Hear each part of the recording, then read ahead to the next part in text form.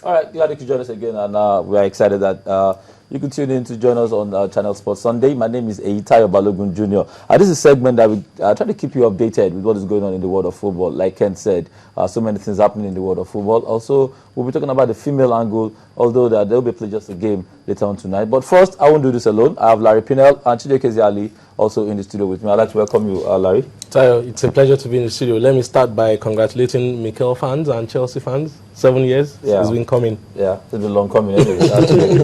Yeah, it's a pleasure to be here. Just wonderful to be here. Okay, all right. I'm going to start with you. The Falcons will be playing later on tonight. We did see Edwin Okon select about 23 girls that will be traveling for that trip. And the crop of the girls were from the Rivers Angels girls. And this will be like a litmus test for Edwin Okon, no doubt. But we expect to see him come out tops. It's a two-legged affair, one tonight and one on the 24th or 25th of this month, which is about 4 days from now.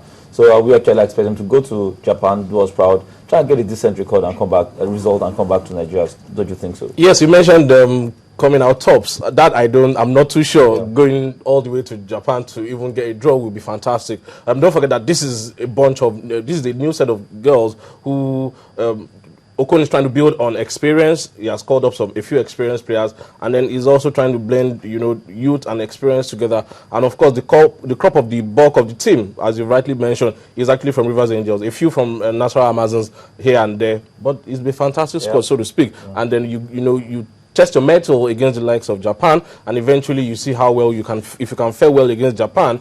Thank God it's a two-legged affair. Then you see how well you will do against the Germans, the US, and the traditional teams, the Scandinavian teams who are good in female soccer. Yeah. All right, we wish Edwin Okon all the best. I mean, he's still in caretaking capacity, but this will actually go a long way in deciding if he's going to take full charge of the team. But that said, the male counterparts, talking about the Super Eagles, well, in top gear, they're preparing to qualify us for the World Cup 2014 that will take place in Brazil. And the order they get across for us will be the game against Ethiopia. They get to play the first leg in Addis Ababa on the 12th of October, and they get to play the second leg on the 15th of November. Now, Keshi did release 23-man list, which of course is not far from what we usually see try to execute so many games. Now, if you're going to get time out to see some of the boys that have been invited, Vincent Ayama in goal, 3 keepers, 7 midfielders, 7 defenders, and about 6 attackers are the list of the 23. If you could quickly get to see the list of the boys that have been invited, we have Vincent Ayama, Austin Echide,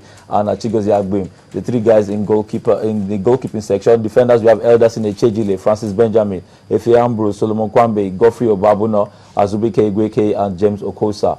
Midfielders, we have John Mikel Obi, John Ogu, Ogenyo Nazi, Inosa Igebo, Victor Moses, Sunday Umba, and Inamdi Oduamadi. Strikers, we have Ahmed Musa, Brown Ideye, Shola Miobi, Emmanuel Eminike, Obunan Sofo, and Uche Nwofo. Yeah, exactly. Same boys that played against Malawi, and these boys, I believe, they are good enough to execute that particular game when it comes 12th of October. Addis Ababa. Ethiopia are not easy mates. They qualified ahead of South Africa, if you remember, in the Group A of the African qualifying zone, World Cup qualifying zone. So they're a very decent side also, but we expect the Super Eagles to go there and get maximum points. Maybe start with a draw in Addis Ababa, come to Calabar and finish off the Ethiopians. Yes, they qualified ahead of South Africa, but we all know that the South Africans are not the best of sides when it comes to playing football in Africa or the world in general. So South Africans didn't do well, their cup of tea, but this is the African champions, talking about the Nigerian national team. And I believe most of the boys in the Nigerian national team wants to go to the World Cup for the very first time. Talking about the Onazis, the Obabunas. These guys are fresh and hungry to go to the World Cup, and I don't think that Ethiopian team will stand in their way. Hopefully not, but they've met 7 times, and they've defeated the ones.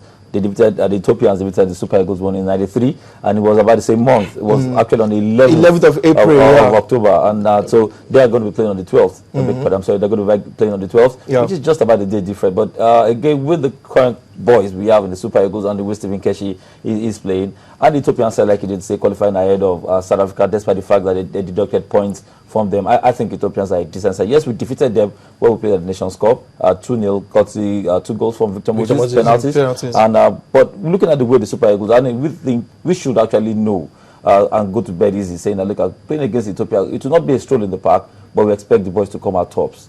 Definitely, we do Talking about expect the Super Eagles. Definitely, we expect Super Eagles to come out tops, but it's not going to be very easy. Yeah. Don't forget that we struggled against Ethiopia at the Nations Cup.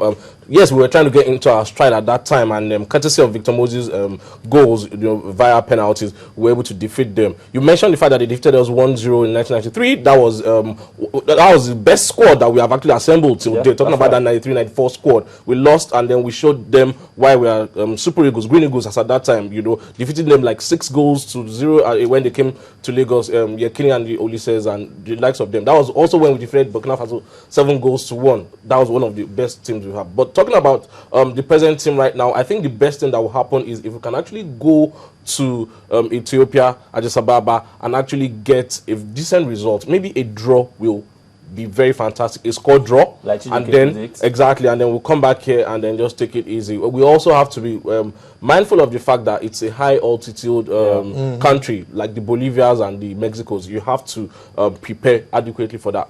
The good thing is that they get to play the second leg in Calabar. Exactly. I mean, it's been decided right now. A lot of people were flirted with the idea of taking them to Abuja. But the good thing is that they'll be playing in Calabar, and that will be the second leg. And well, Calabar is like a fortress for the Super Eagles, so to speak. I mean, they've been fantastic in trying to qualify for the World Cup. We wish them all the best. We'll be monitoring that game closely. It's on the 15th of November, and hopefully we'll get to see the Super Eagles qualify for the World Cup 2014 in Brazil. Moving on, we'll leave the Super Eagles and go straight to the Nigerian Professional Premier League. That will be taking place today. There's a particular game everybody will be looking at closely. It's the game between Enyimba and Bayelsa. We'll get to see the fixture right now, but let's go straight to the Bayelsa-Enyimba game. Bayelsa second right now with about 52 points. Tied on points actually with Enyimba. And just goal difference, that's what separates them. And Enyimba has a goal in a game in hand. Exactly. And going into this game away to Bayelsa, well, I'll be tempted to say Bayelsa probably might just nick it above Enyimba. It's a difficult one and a very exciting game for everybody to see. Me particularly, I'll be looking out for that particular match. Enyimba, we know, have gone 5 games unbeaten. They've not conceded a goal, and throughout the whole season at home, they've not even considered any goal. So going away to Bayelsa,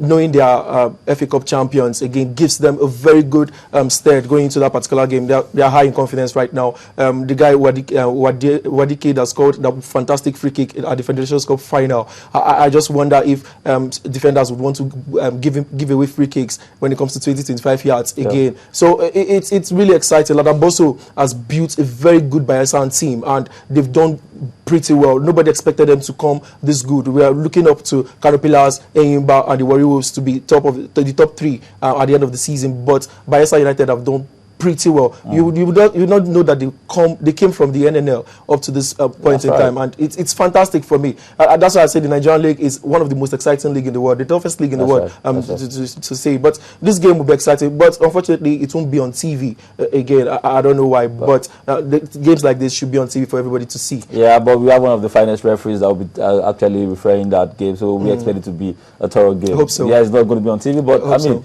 the focus is on the MPFA right now. I must give them some level of, we must give them some commendations. They've been fantastic. But other games we also look at, we see 3SC, if you can get to see the slide again, 3SC will play in host to Enugu Rangers. Other games will be Dolphins taking on Kwara United, Lobby Stars taking on Kaduna United, Aqua will play in host to Nasarawa United, ABS taking on Atlant, Sunshine playing host to Sharks, El Kanemi taking on Gombe. We'll be on 3SC taking on Enugu Rangers. Enugu Rangers are currently in Ibadan and trying to make sure they get 3 points past 3SC. 3SC not very comfortable at the bottom of the table, and they have themselves to blame actually, and they need to win this game so that they can creep out a little bit crawl out a little bit from the bottom 3. You're right. They have themselves to blame. 3SC at home, they've not been in imperial form the way they should be. Lost at home to Atlant.